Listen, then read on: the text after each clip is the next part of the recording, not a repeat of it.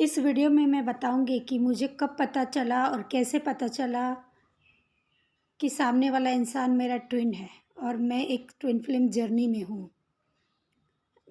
एहसास मतलब कंफर्मेशन तो मुझे बहुत बाद में हुआ, लेकिन जो मैंने फ़ील किया वो सारी चीज़ें मुझे बाद में पता चलती गई और वो सारी चीज़ें मुझे मैच होती गई और तब मुझे रियलाइज़ हुआ, इस चीज़ का पता चला कि मैं इस जर्नी में हूँ। तो हुआ ऐसा कि जब मैं अपने ट्विन से मिली तब तो मुझे पता नहीं था कि ऐसे हम कोई जर्नी में है। हम नॉर्मल बात करते थे एक दूसरे से, कॉमन बातचीत होती थी, कुछ खास नहीं ऐसा। उधर से ट्विन की तरफ से मुझे कभी कभी ऐसा लगता है कि उनका इंटरेस्ट दिखता है और वो शायद मुझे देखकर अंदर से बच्चों की तरह खिल जाते, खुश हो जाते थे। लेकिन मुझे ऐसा लगता है ये भला ऐसा क्यों सोचेंगे, इनको क्या परी है। मतलब मैं ऐसा कभी सोच भी नहीं सकती थी कि वो मुझ में इंटरेस्ट लेंगे या कुछ भी। शायद उनकी सोल मुझे देखकर खुश हो जाती थी, वो भी नहीं जानते होंगे इस चीज़ को, लेकिन मुझे तब तक रियलाइजेशन नहीं था।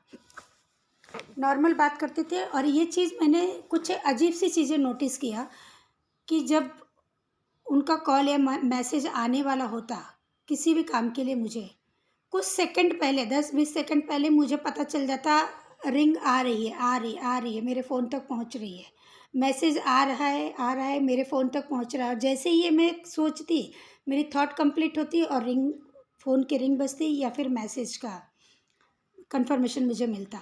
मतलब ये बहुत ही अलग टाइप की चीज़ थी कि मुझे बार बार ऐसा पहले से ही पता चल जाता। मैं चाहे कोई भी काम करती रहूं, लेकिन मुझे ये पता चल जाता कि अभी जस्ट उनका मैसेज आने वाला है या उनके कॉल की रिंग बजने वाली है जैसे। और मेरे हार्ट बीट उस तरह से, कहते हैं ना, एक वेव फील करती उसमें, जैसे कुछ आ रहा है, और वो उसको ही शायद बबल फेस कहते हैं, ये तो मुझे बाद में पता चला। और जो वो खुशी, ये खुशी मैंने अपनी लाइफ में कभी महसूस नहीं किया था। कुछ अलग ही पागलपन था वो। मुझे लगता मैं ऐसा कैसे कर सकती हूँ। मुझे अपनी थॉट पर, अपनी ही एक्साइटमेंट पर मुझे आश्चर्य होता था, लेकिन वो सारी चीज़ें मैं फील कर रही थी। लेकिन जैसा कि इस जर्नी में होता है कि कुछ टाइम के बाद किसी न किसी रीज़न से, छोटी मोटी बातों से ही सही, लेकिन आप दोनों का कहते हैं ना, वो सेपरेशन टाइम आता ही आता है। तो मुझे लगता है 1 या 2 महीना ही हुआ होगा, 1.5-2 महीने ही हुए होंगे हमारे नॉर्मल बातचीत के होते हुए।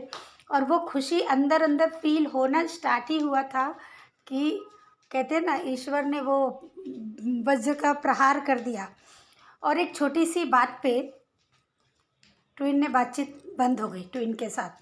मुझे भी लगा, 1-2 बार मनाने की, बात करने की कोशिश की कि शायद कुछ मिसअंडरस्टैंडिंग है तो क्लियर हो जाए, लेकिन उधर से कुछ रिस्पांस नहीं मिला। तो मैंने भी छोड़ दिया, चलो जाने दे, और अपने कामों में लग गई मैं। लेकिन शायद डिवाइन को तो कुछ करना था मेरे साथ, और जो करना था उसके लिए मैं बिल्कुल रेडी नहीं थी। हुआ ऐसा कि 3-4 दिन बीते होंगे और उसके बाद से वो प्रोसेस, जो कहते हैं ना, dark night of the soul, ये सारे वर्ड तो मुझे करीब इस जर्नी में आने के 1 साल बाद मुझे पता चला, वो स्टार्ट हुआ। तो मुझे सारी चीज़ें क्लियर होती गई कि मेरे साथ ऐसा ऐसा क्यों हुआ। 3-4 दिनों बाद ट्विन का थॉट मेरे माइंड से जाता नहीं। 24/7 मेरे माइंड में कुछ भी नहीं था, कुछ भी नहीं। अपने घर परिवार, फैमिली, बच्चे, कुछ भी नहीं था। ईश्वर भी नहीं थे, मैं भी नहीं थी अपने अंदर। 24/7 मेरा ट्विन। और उस थॉट से मैं इतनी परेशान हो गई, और वो चीज़ एनर्जी मेरी ड्रेन कर रही थी, लो कर रही थी। मेरी सोल जैसे अंदर से तड़प रही थी, देखने के लिए, बात करने के लिए, आवाज़ सुनने के लिए, उसके बारे में कुछ जानने के लिए। और इस चीज़ से इतनी ड्रेन होती जा रही थी मैं, इतनी, और आंसू तो ऐसे आ रहे थे जैसे, मैं कह रही हूँ, किसी अपने के खोने के बाद भी इतने ऐसे आंसू नहीं आएंगे। 24/7 में रोती ही रहती थी। मुझे वो तरफ, मेरे सोल की तरफ, मुझसे मैं हैंडल नहीं कर पा रही थी। मुझे चक्कर आने लगे थे, मैं इतना रोती थी और इतना डिप्रेशन में चली गई थी। पूरी दुनिया अंधेरी लग रही थी, ऐसा लग रहा था। और मैं अपने आप से सवाल करती, मैं ऐसा कैसे कर सकती हूँ, मेरे साथ ऐसा कैसे हो सकता है। मैं ये सारी बातें अपने आप से बोलती, समझाती खुद को, लेकिन वो चीज़ मेरे हाथ में नहीं थी, मेरे कंट्रोल में नहीं थी। मैं घर से बाहर जाना नहीं चाहती थी। ऐसा लगता था एक अंधेरी दुनिया, एक अंधेरे कमरे में बंद हो गई हूँ और शायद मैं इससे कभी बाहर नहीं निकल पाऊँगी। और अपनी ही नज़रों में मैं गिरती भी जा रही थी। मेरा सेल्फ रिस्पेक्ट कुछ भी नहीं रहा, ऐसा कुछ भी नहीं रहा। मैं फिर मुझे लगता है कि, और मैं अगर घर से बाहर भी जाती तो मुझे कहीं भी चक्कर आ जाते, अंधेरा अंधेरा छा जाता। मुझे हर समय ट्विन मेरे माइंड में रहता, और वो दर्द के साथ। ऐसा नहीं कि माइंड में है तो है, तो कोई है तो है, कोई प्रॉब्लम नहीं उसमें, लेकिन वो दर्द वो उस तरफ के साथ था। उसे देखने की, उसे पाने की, उसे छूने की वो जो तरफ होती है, वो तरफ के साथ थी। मैं अपने आप से सवाल करते करते थक गई। तब मैंने भगवान की शरण ली, और इतने मंदिरों के मैंने चक्कर लगाए होंगे, और हर जगह मैं जाकर कहती थी कि मुझे इन सब से बाहर निकालो। लोग क्या सोचेंगे मेरे बारे में, मेरी फैमिली, मेरे बच्चे सब क्या सोचेंगे मेरे बारे में। मैं ऐसा कैसे कर सकती हूँ, मैं इस कंडीशन में कैसे रह सकती हूँ। जिस समय मुझे अपने बच्चों को संभालना चाहिए, मेरे बच्चे मुझे संभाल रहे थे। ये वो दिन आज भी याद आता है ना। आज मैं पूरी तरह से हील हूँ, ठीक हूँ, बहुत अच्छे से इस जर्नी को एंजॉय कर रही हूँ, लेकिन आज भी वो दिन याद आता है तो मुझे रोना आता ही आता है। अपनी कंडीशन, अपनी हालत, जिस हाल में मैं थी, वो सोचकर आज भी मेरे आंसू निकलते ही निकलते हैं।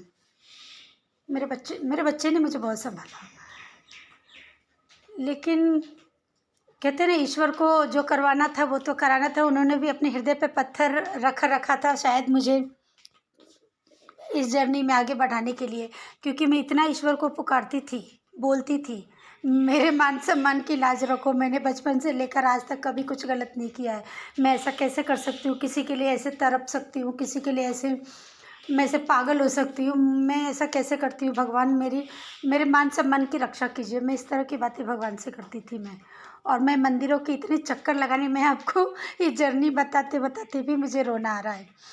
मैं मंदिरों के चक्कर लगाने लगी और भगवान से कहने लगी कि मुझे इससे बाहर निकालो, मुझे इससे बाहर निकालो। मैं ये नहीं कहती थी मुझे ट्विन चाहिए या मुझे उसे देखना है, मुझे उससे बात नहीं, मुझे इससे बाहर निकालो।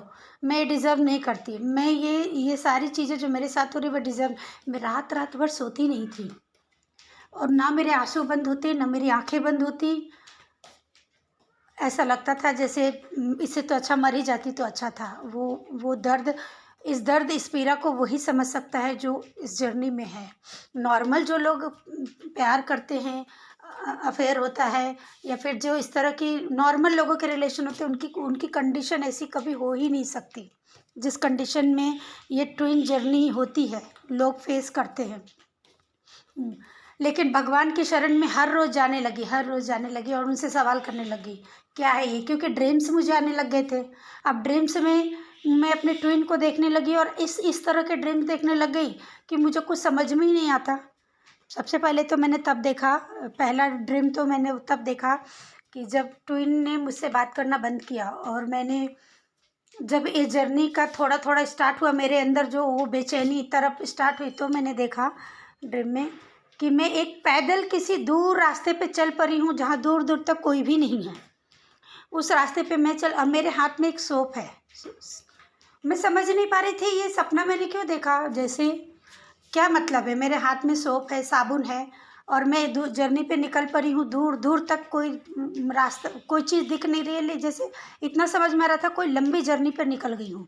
बाद में पता चला कि उस सपने का क्या मतलब था। हाथ में सोप यानी किसी क्लींजिंग के रास्ते पर मैं निकल पड़ी हूँ, और बहुत लंबी यात्रा करनी है।